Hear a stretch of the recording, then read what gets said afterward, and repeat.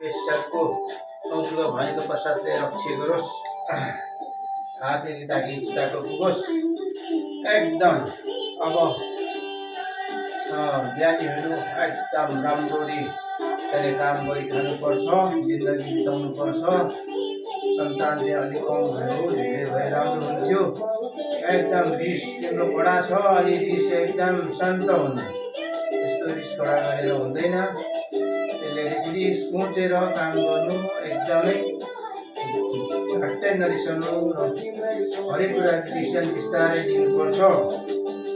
एकैचोटि डिसिजन एकैचोटि नलिनु, अलिक यताउता निस्किनु, घुम्नु, पढ्नुहरू एक्स्ट्रा किताबहरू पढेर बस्नु, घरमा बसिराख्नुभन्दा सुतिराख्नुभन्दा पढ्नु, ज्ञान दिनुको कुरा सबैसँग आफूभन्दा ठुलोलाई आदर सम्मान गर्नु, एकदम राम्ररी आयु दियोस्, बल दियोस्, विद्या दियोस्, सबै दियोस् तिमीलाई। ल अब फेरि पनि नानी चाहिँ 3-4 पाऊ भनेको आशीर्वाद दिएको छु।